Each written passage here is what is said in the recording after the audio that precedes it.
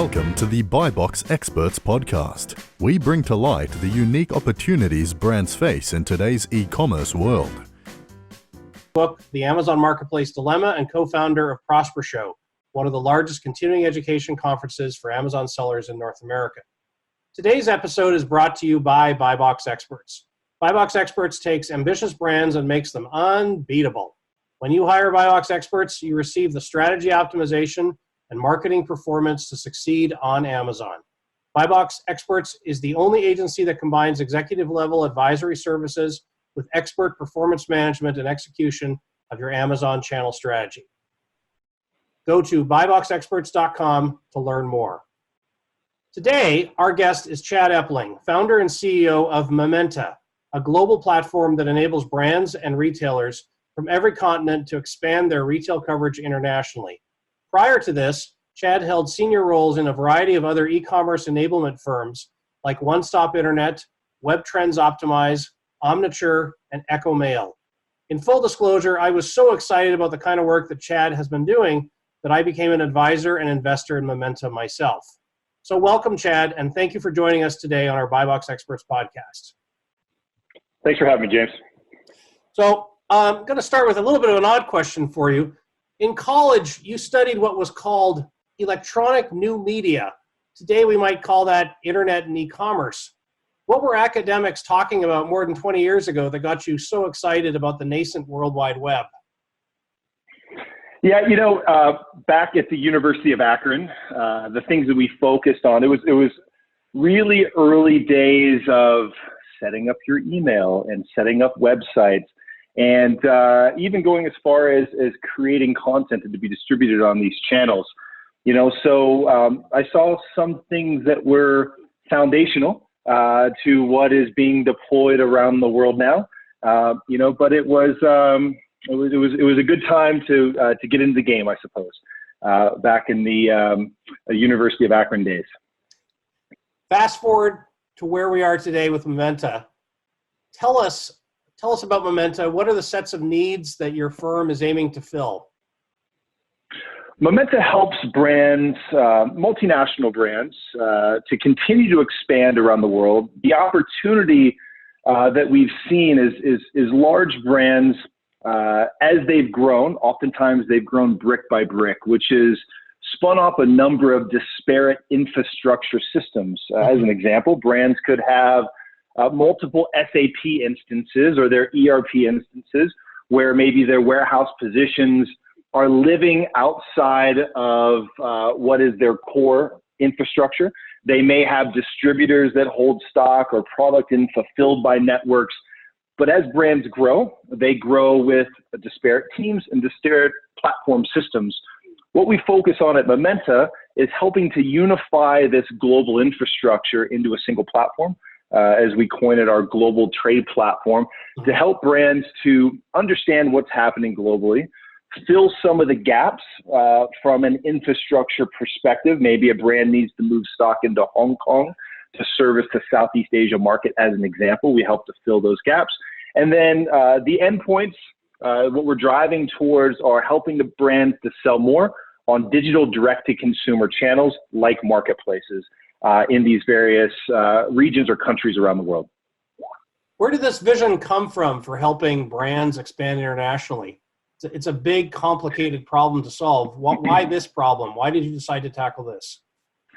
The opportunity started to come about as in past lives running brands primarily focused on expanding their North American .com business. And as I was watching brands expand around the world, they were doing it through, we'll call it old school ways of transacting, oftentimes through distributors. So when brands wanted to go into China, maybe they would contact companies like ImagineX, or if they wanted to go into India, it could be companies like the Arvid Group.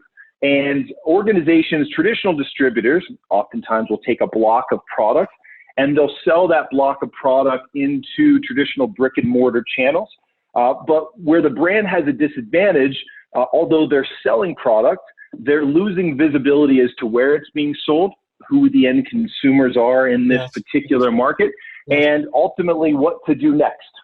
So they're sending product, they're getting checks back, but it's but it's hard to keep control of the channel. So that was the first opportunity that we saw, was a way to disrupt what is a normal distribution model around the world, helping brands to sell more direct to consumer. The other opportunity that we found, a number of years ago when we founded Momenta, was how digital commerce was happening cross-border. There were a lot of technologies that were built off of a core assumption that somebody in Malaysia or Japan or in South Africa was going to find a brand's.com website and then complete the transaction through that website.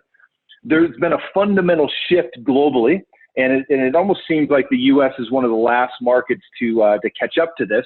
There's been a fundamental shift globally that 70–80+% of the transactions are happening on these marketplaces first. So the idea of somebody in the Philippines going to a .ph or a .com website doesn't exist. They'll go to the Amazon of that region, like Lazada is one example. Lazada is owned by Alibaba. So let me ask you this. For a lot of our U.S. listeners, there is not a lot of familiarity with many of these international online marketplaces. The marketplaces that aren't called Amazon.com or eBay.com. Help us to tell us a little bit more about, what exciting things are you seeing in international marketplaces today that our U.S. brand audience may not be aware of, but probably should know a lot more about? So there's a few opportunities that we see, and things have evolved over the years from the time that we started Momenta. In the early days, we were signing brands that were based in the U.S., brands that were based in India, brands that were based in New Zealand, to sell cross-border into markets around the world. Maybe it's a U.S. brand that wants to sell, or that wanted to sell cross-border into Southeast Asia.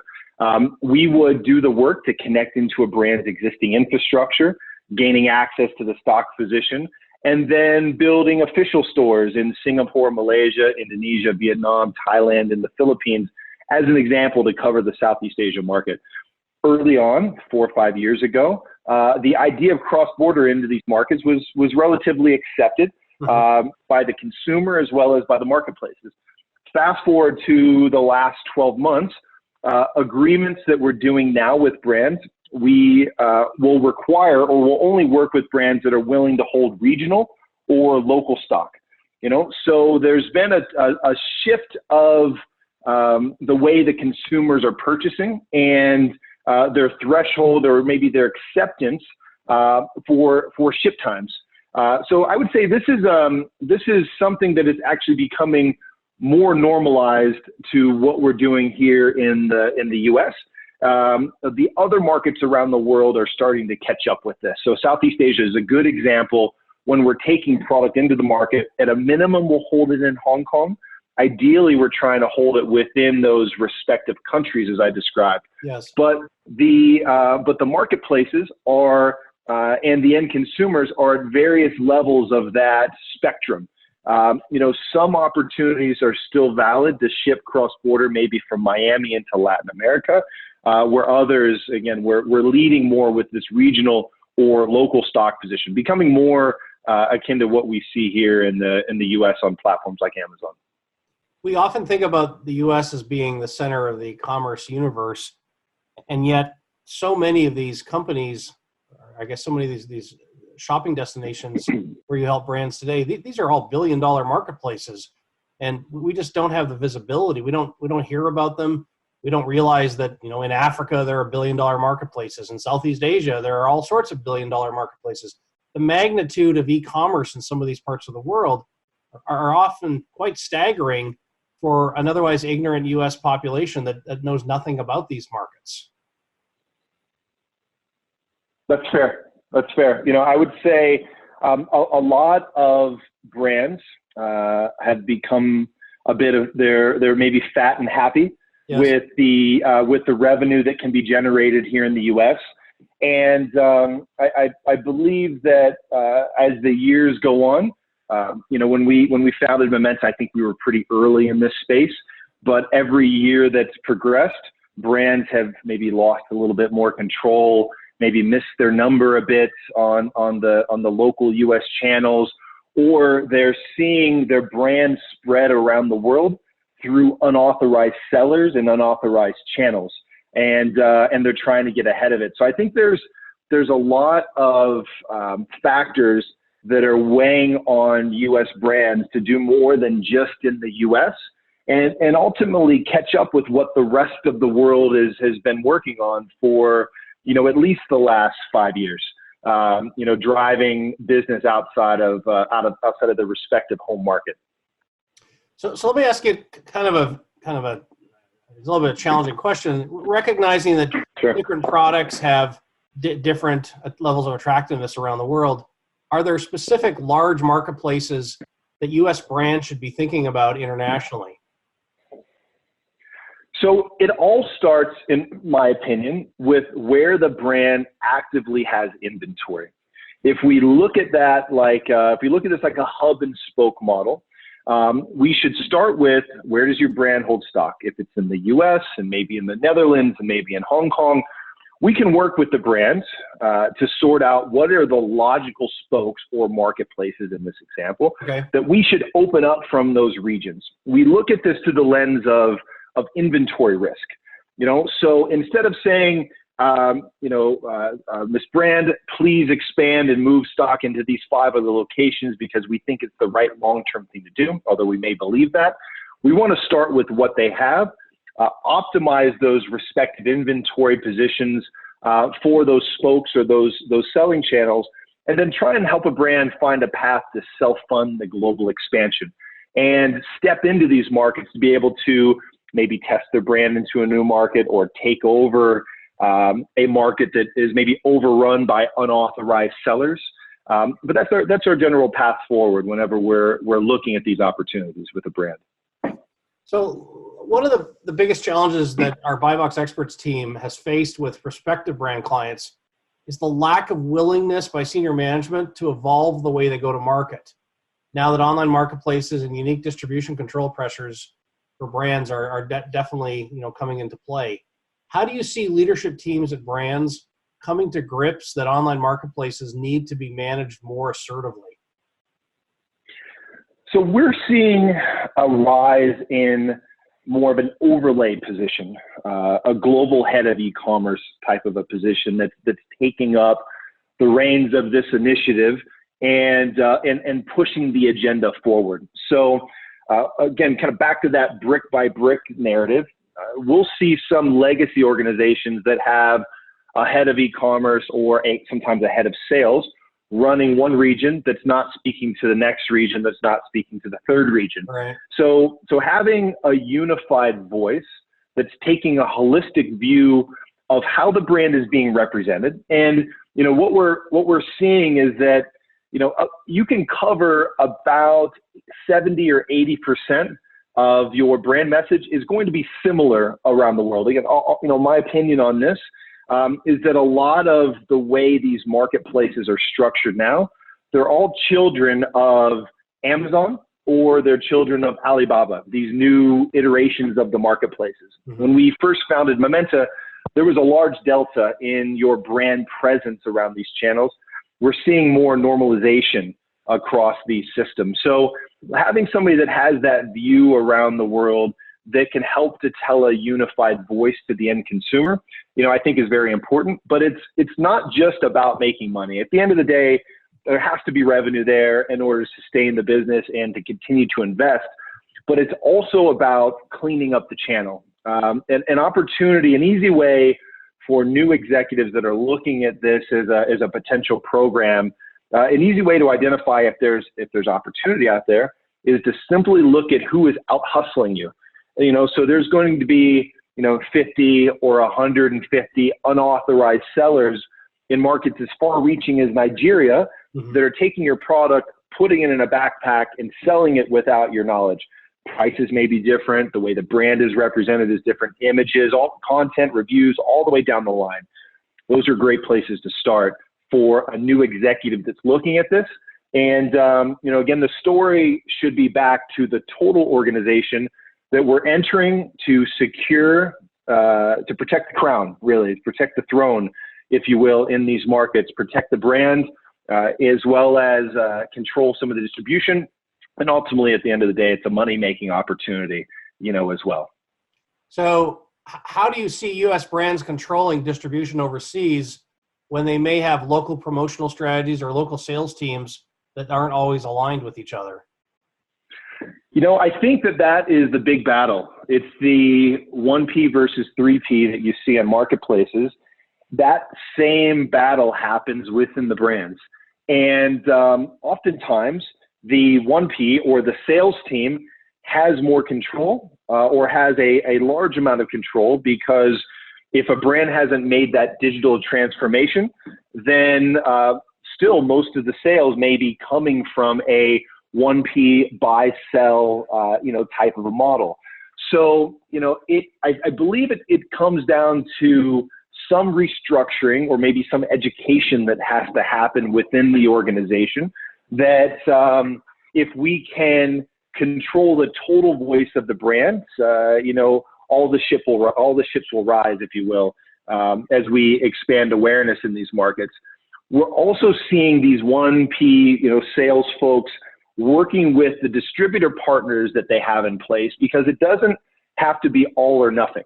When we evaluate, and we oftentimes will do this for these larger multinational brands that have done distributor deals in Poland and Germany and Southeast Asia and so on. Not all distributor partners are created equal. The older distributor partners are still more movement of pallets, and there's less of a B2C component. Maybe they don't have the internal capabilities or functionality to support it. Folks that fall into that bucket, may or may not last in the future, depending on how the organization wants to move forward. But there are some distributors that are becoming a bit more savvy, and the stock is already sitting in country, which is part of the battle. And that distributor has the ability to ship B2C, which means organizations like Momenta can tap in to get access to that local stock position.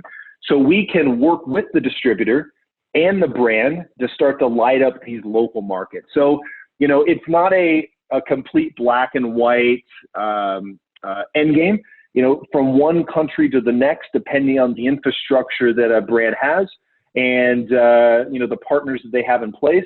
We may be able to enhance or enrich those partnerships to turn on more channels.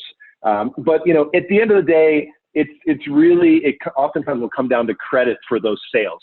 And there's still going to be some battles internally within organizations as to who gets credit based on where the stock came from. But those are oftentimes country by country conversations that will happen within the brand. So when you talk to U.S. brands about international marketplaces, what are some of the most common misperceptions that you have to work through with those brands? You're telling them a world of opportunity, and they have a different set of expectations. Yeah, I would say not every country and marketplace within that country is going to be as large as your U.S. Amazon channel. So we have brands that will come to us that will want to open up a small niche market, maybe a small niche marketplace, and expect as soon as you turn on the official store that will generate $100,000 or $1 million, right out of the gate. Yes.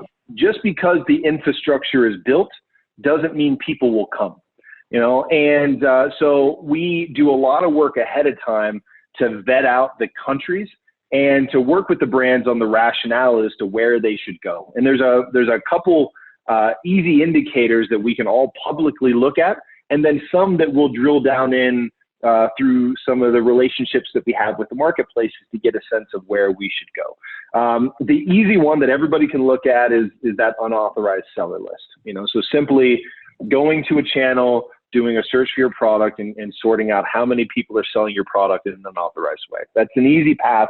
You can get a sense if there's a market there. And the actions that are taken are more about diverting traffic initially to our official presence, and less about creating traffic, although that creation process will happen. So that's the first piece. The next thing that we look at And this information will vary from one marketplace channel to the next, but it's more focused on branded versus non-branded keyword searches. So if there's a high volume of branded keyword searches, so people are searching JBL or Anastasia Beverly Hills or Dove soap, obviously there's intent that we can capture. But the trend as we see it, brands are very important. If you're a well-known global brand name, that branded keyword search logic helps a lot. But the other piece where we're finding opportunity is more about things that brands can do. And that's more focused on the non-branded keyword search. So if it's teeth whitening or weight loss or whatever the case is in that non-branded way, we can look and see if people are searching for products like yours in the market in order to optimize it. And then one last piece that we found to be successful over the years.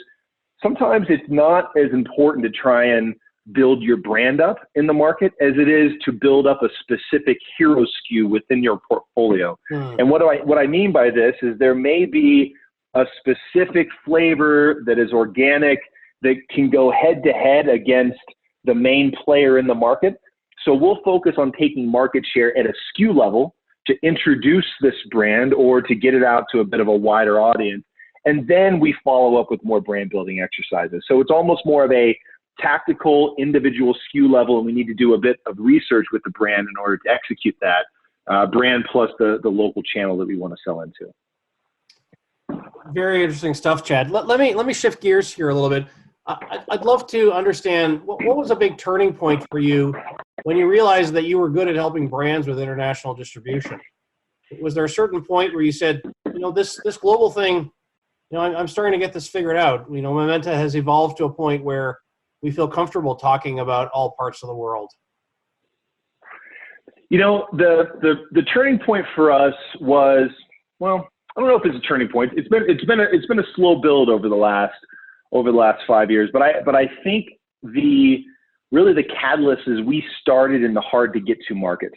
We started trying to tackle taking brands outbound from India to sell it into the Middle East, taking food products, honey products outbound from New Zealand to sell into Singapore. So we were intentionally living on the fringes because we knew if we could own these hard to get to markets, it would be easier for us to take on some of the more well-worn paths. So it was a strategic decision for us to take these things on, these harder to get to markets on, early on. And then we started to be able to show that the pipes would work, not just taking brands in to a market, but taking brands out. And I guess that would probably be the turning point when we realized the vision of this ebb and flow, taking products into a market like Brazil, as well as taking Brazilian brands out to sell into the US and Japan and China. So I would say that's a big piece. And then also when we started to solve problems that are more akin to the enterprise client, like the ability to stitch together those disparate infrastructure systems. Right. So that concept wasn't something that we were thinking about early on. Early on with Momenta, again, it was more of a cross-border thought process. And what I've come to realize is, again, cross-border, it doesn't really work in the ways that a lot of maybe folks, even like myself, thought it would early on. Our focus more is more now aligned with holding that regional or local stock, and again, getting existing infrastructure systems to work in this new global e-commerce way, as opposed to having to rip everything out and starting over to build platforms. So Chad, tell me a little bit more about a moment you're particularly proud of professionally, where you saw a big success or you saw a career highlight. Over the last couple years, as we've signed these larger multinational brands, launching into new markets for them that maybe they weren't able to crack internally with their groups, or taking over some of the existing channels they have in place. And the Momenta teams, our collective teams were able to take and, in some instances, 10x the sales of some of these brands on some large markets like the U.S. So, really, I think it's just the general execution of the plan, overarching and helping these brands make money along the way has been a really positive thing for us here. Tell me what was the best advice one of your business mentors gave you throughout your career? So this goes back to the University of Akron. The advice that I received from one of the professors at the business school was always let people know you're a player.